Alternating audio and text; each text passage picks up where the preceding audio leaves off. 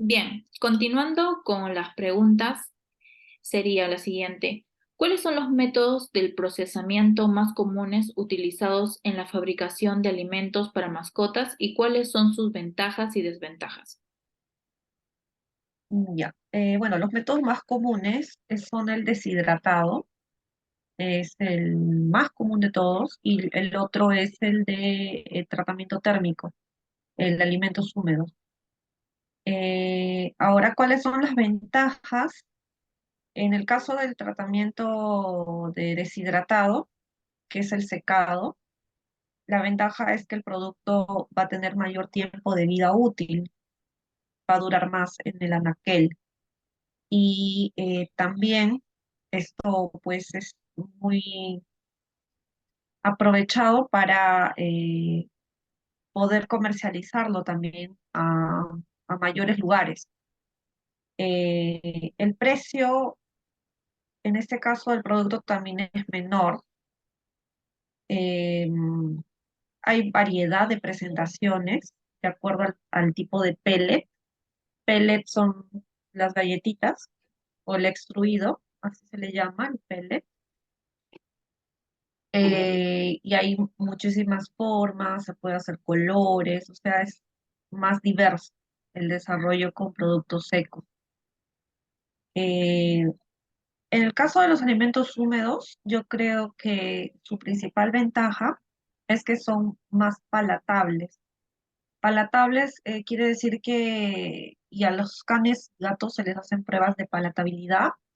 Eso quiere decir que ellos lo consideran más suculento, más rico, más agradable que los alimentos secos. Por eso que los alimentos húmedos son generalmente dosificados en cantidades más pequeñas porque son altas en proteínas, tienen casi más carne, no tienen casi vegetales, no he visto algunos que tengan vegetales, pero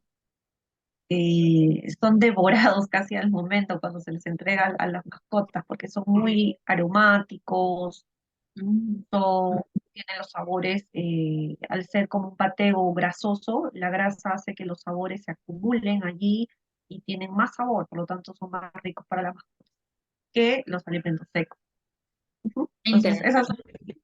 su ventaja y su desventaja en el caso del alimento húmedo es que el proceso sí es más complejo, es de mayor riesgo porque trabajas con carnes, entonces tienes que tener un sistema o un control riguroso de las temperaturas para evitar que ese producto sea peligroso, porque si no controlas bien las temperaturas, pueden haber bacterias patógenas que al momento que no se hayan tratado correctamente lleguen hasta el consumidor, que puede ser la mascota, y pueda ocasionar la muerte o la enfermedad. Ok. ¿Qué consideraciones se debe tener en cuenta al seleccionar ingredientes para alimentos para mascotas desde una perspectiva de procesamiento? Bueno, si no ese tema de inocuidad, que ahí tiene que pasar, como te mencioné antes, microbiológico, por el tema de procesamiento, es que dependiendo si son para alimentos secos, por ejemplo, los granos, el maíz, porque se pasa maíz, ¿qué más se pasan? De avena también se les puede dar de alimento. Tienen que pasar por controles de calidad que cumplan con la normativa. Por ejemplo, nosotros utilizábamos como referencia el ABIPET, eh, y la normativa, ahora no recuerdo, pero SENASA también tenía una de alimentos primarios, que son estos alimentos que vienen en granos, en cereales. Y en el caso de cereales, que no hayan pues elementos de daño físico, que sean ya seleccionados, que no hayan piedras o restos de plástico o cuerpo extraño en esos productos. Eh, ¿Qué más? Un control de metales también debe haber de todos estos productos secos antes de convertirlos en harinas. En el caso de las carnes, tienen que estar en buen estado, congelados generalmente. Es raro que se utilice carne fresca. a menos que sean filetes, tal cual como se empacan al vacío y ya se venden. Pero si van a ser procesados y transformados como una pasta o en trocitos, es carne congelada, sin hueso. Igual la carne de pollo tiene que ser, se utiliza mucho la mecánicamente deshuesada para facilitar el proceso de mezclado. Se utilizan gomas, como les dije, o espesantes. Se utilizan colorantes también. Ahora los colorantes no son cualquier colorante. eh, Uno debe tener el grado alimentario y también se tiene que evaluar que el colorante no sea tan fuerte que el animalito cuando lo consuma cambie mucho el color de sus fecas, ¿no? No puede alterar eso porque podría ser eh, confundido por alguna enfermedad. O sea, los animalitos, pues ellos consumen eso todo el tiempo, entonces si les otorga un color que cambia eso, puede erróneamente llevar a pensar al dueño o al veterinario de que el animal está enfermo. Entonces, como que también hay un estándar. Se analiza la calidad del tema de las fecas de las mascotas, que sean en la consistencia, el tamaño adecuado, porque es lo normal, es parte de su dieta, y y también dependiendo si en el proceso se le puede agregar saborizantes también para que aumente la palatabilidad de los productos.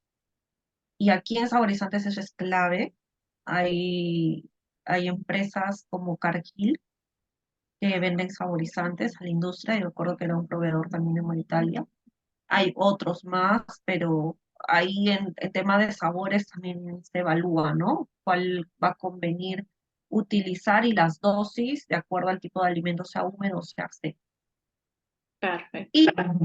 Y bueno, eso sería lo básico, lo principal, ¿no? Entre insumos secos y insumos húmedos. Ok. ¿Cuáles son los métodos de control de calidad que se utilizan en la producción de alimentos para mascotas? Ah, ¿te refieres insumos? Ay, no, no, no escuché muy bien la primera parte. ¿Cuáles son los métodos de control de Ah, calidad? Ujú.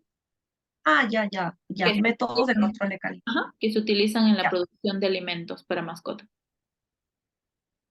Ya, mira, la calidad se controla desde la llegada en planta de las materias primas, porque si no pasan el control de calidad mínimo, se rechaza y no ingresa el lote de la materia prima. Es decir, si hay, por ejemplo, en el muestreo de cereales se encuentran que hay piedras o hay gorgojos, entonces no pasa ya, se queda descartado.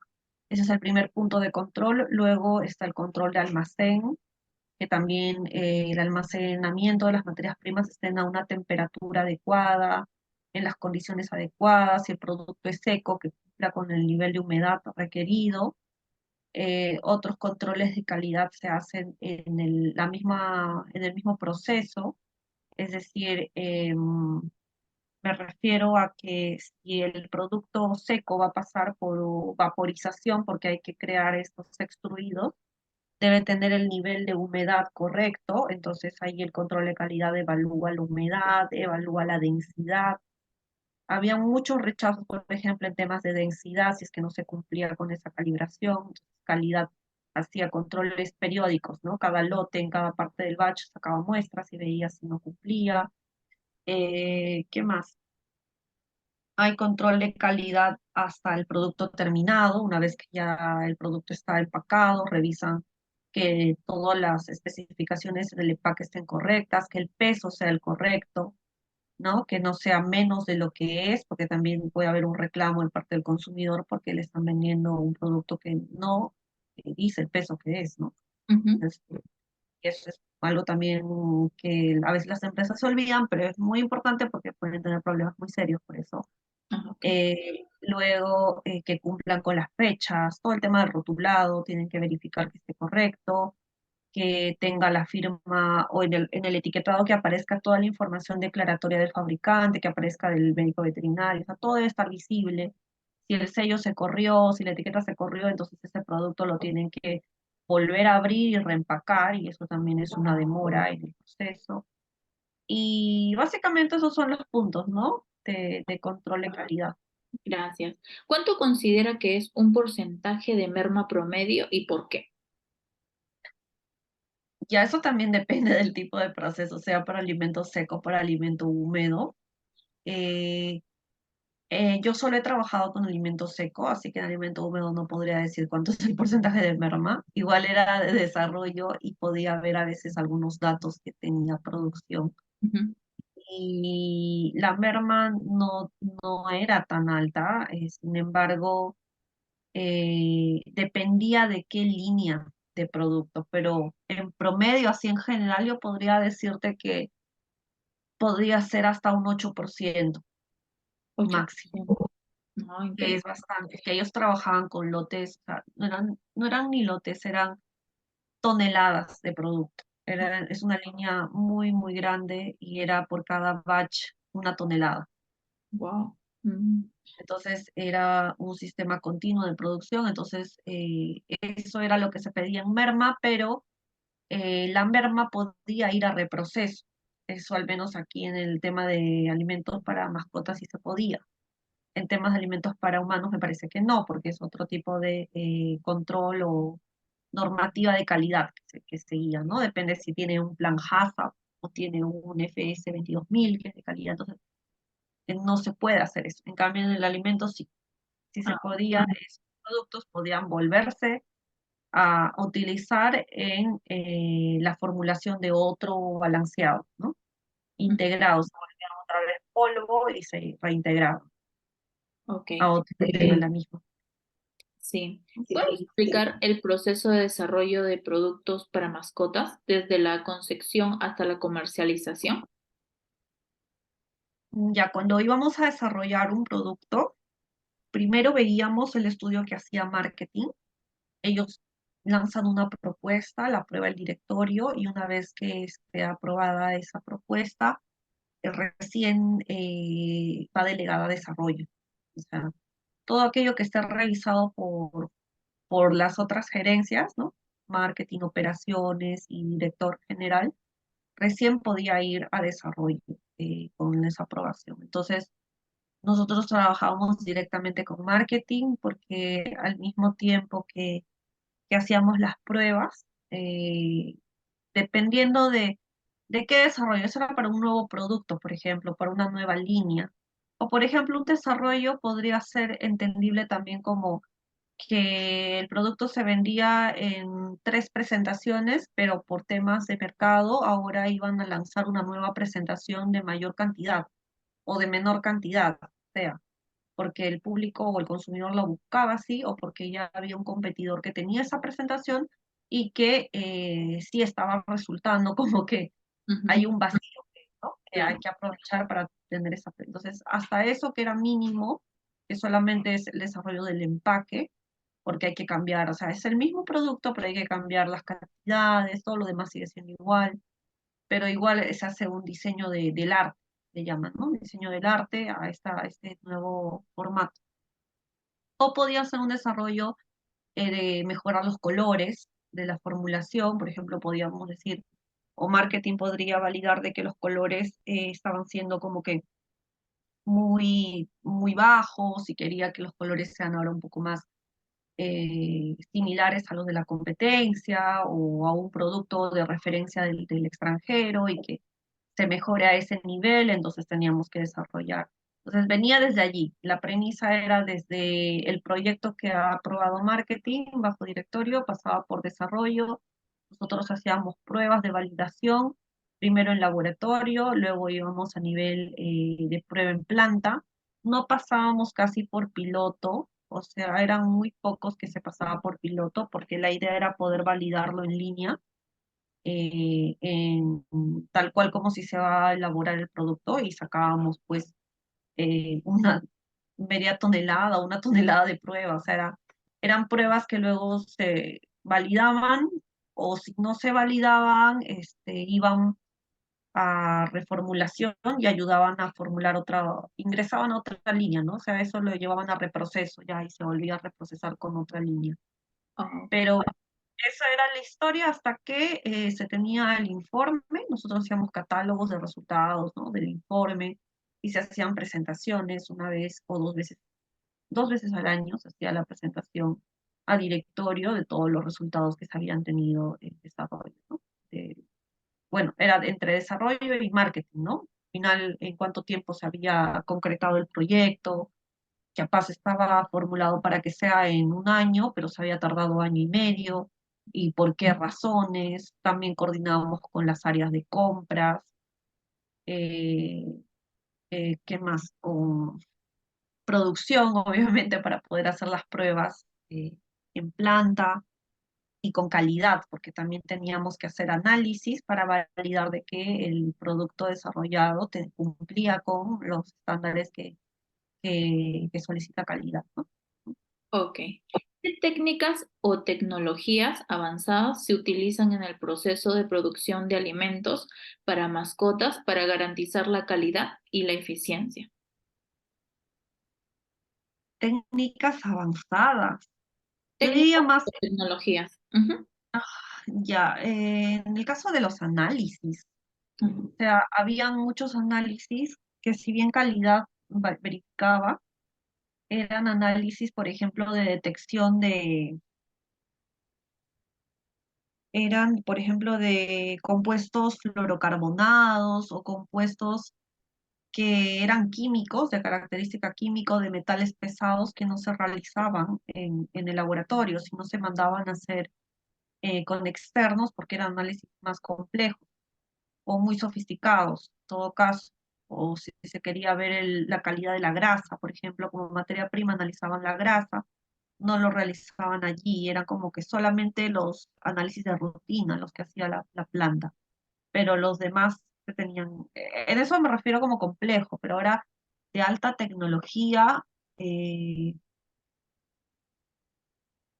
bueno, más que todo quizás la tecnología del empaque, empaques que sean más a la mano, ya no latas, sino como los pouch, ¿no? Los pouches, esas bolsitas. Pero de ahí otra tecnología que haga mucha diferencia, creo que el tipo de extrusor. Por ejemplo, en el tema de hacer los pellets o las galletas que uno les llama, ¿no? Son estos extruidos para las mascotas. Hay tipos de extrusores y uno de los mejores o de más alta tecnología que yo tenía como referencia, no era el que tenía en ese momento Molitalia, pero sí es el que tiene Rinty, era el de doble tornillo. Entonces, ese es el extrusor de doble tornillo que, bueno, hace que los pellets tengan una textura más homogénea, o sea, como un mejor acabado. Y también el tema de cambiarle ya la tecnología de los discos que dan las formas de los pellets. Por ejemplo, hay uno que tiene forma de estrellita, de corazoncito, de patita, etcétera. Entonces, eso también para lograr que quede con esa forma bien definida requiere pruebas. Y allí la tecnología del tipo de extrusor y de discos también podría ser crucial. De ahí otra Interesante. tecnología, yo creo que puede ser el tema de la liofilización, que también he visto como una tendencia, por ejemplo, pero son alimentos pues más caros, porque el proceso de liofilización es un congelado así veloz, por decirlo, y hace que las piezas o alimentos sean pequeñitas, pero estén congeladas. Entonces es como si vendiéramos, y existe para humanos, pero para mascotas como que todavía es limitado, creo que ni siquiera en el mercado nacional hay, pero en el extranjero sí hay algunos productos liofilizados para mascotas. Eso sería como que algo tecnológico, pero de allí sería cuestión de buscar tendencias de... Ujú. Ok, de tecnología. gracias. ¿Cuál es tu enfoque para reducir el desperdicio de alimentos en los procesos de producción? Eh, bueno, el enfoque para evitar el desperdicio es tener un planeamiento de la producción bien elaborado. Y para eso hay ingenieros que se encargan de elaborar el plan de producción, de verificar que las cantidades que están utilizando sean las adecuadas. Desde allí, eso es crucial. Luego otra cosa es que haya un tema bueno, en el tema de alimentos balanceados secos no hay mucho problema porque hay reproceso, o sea, pueden volver a la línea, pero en alimentos húmedos sí puede ser muy importante de que verifiquen cada operación, o sea, monitoreen para que eviten las pérdidas por falta de control de temperatura. Y esa pérdida ya de la carne, o sea, o de un producto que no ha sido tratado térmicamente o ha sido muchas veces pasado térmicamente, ya pierde su valor y prácticamente sería convertido en polvo y llevado para alimento balanceado para cerdos o para otro animal, ¿no? Sea, o simplemente a un biodigestor si el producto se echó a perder, porque ya no tendría sentido utilizarlo para la línea. Pero allí en alimento húmedo igual sería cuestión de que ustedes averigüen un poco más. Para alimento seco casi no había de desperdicio y si lo había, la empresa se encargaba de vender estos residuos a empresas que podrían darle un tratamiento integral. O sea, podían convertirlos en alimentos balanceados o simplemente convertirlos en energía. Ok. La siguiente pregunta, ¿qué regulaciones y estándares debe cumplirse en la fabricación de alimentos para mascotas y cómo se aseguran de cumplir con ellos?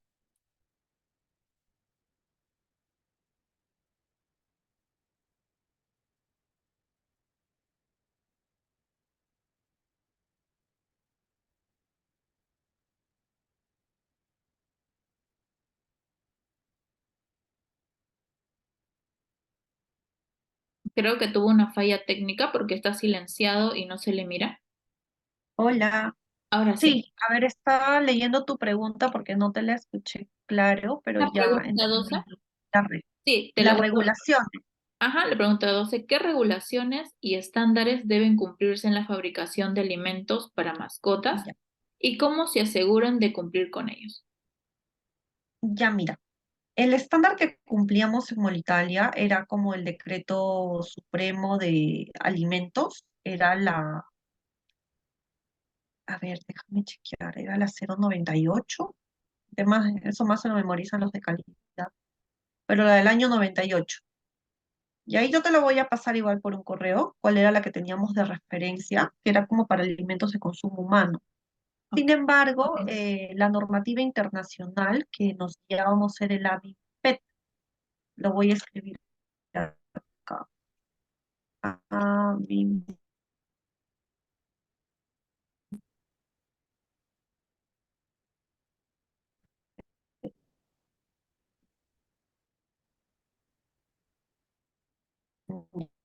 ya. Ya. Esa era la normativa general, porque allí, por ejemplo, y luego así tal cual no existe una normativa nacional, ¿ya? Así clara, definida para el alimento eh, para mascotas, no existe. Todo es muy genérico, es más para humanos. Ah, ok. Entonces, Listo. igual yo te voy a pasar las que yo manejaba, Ujú. pero por correo, porque tienen códigos, no lo recuerdo ahora. Muchísimas gracias, no te preocupes, lo revisamos. Continuando con la siguiente pregunta, sería, ¿cuáles son los cuellos de botellas típicos en la producción de alimentos para mascotas y cómo se pueden abordar? Ya, te puedo mencionar los cuellos de botella que teníamos para la producción de alimentos secos. Eh, el principal era en el momento de los secados, porque se hacen como tres secados en tres etapas. Y en el primero, en el momento en que salía, o sea, se hace una masa, literalmente como una masa, y pasa por esta máquina que les da la forma, ¿no? Que Ujú, uno desea, y luego se seca. Y en ese secado era el punto cuello de botella, porque a veces no se obtenía la densidad correcta. Entonces, con calidad, el control de calidad siempre revisaba esta etapa.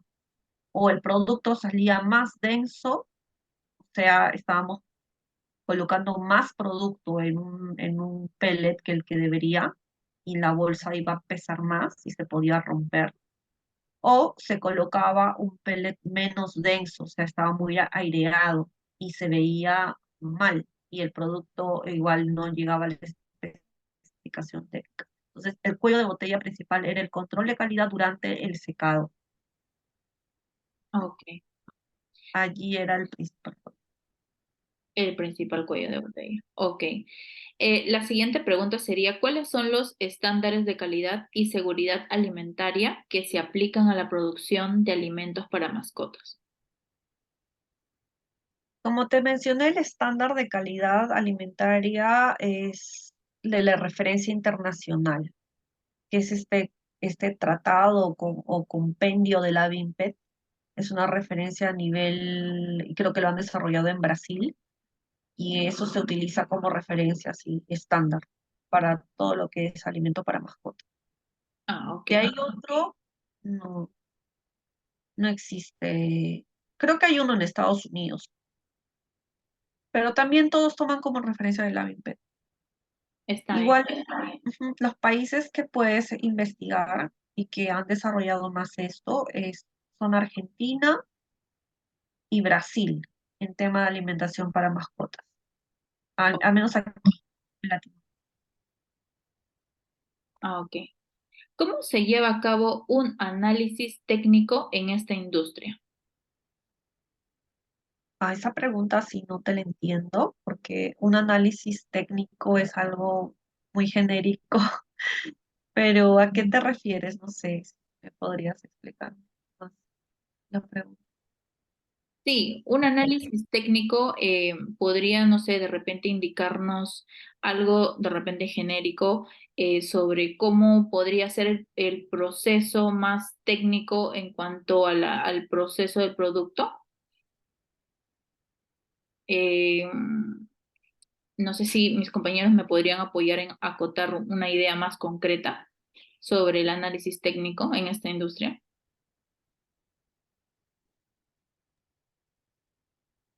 Hola, Lucero. Hola, Referente, Powell.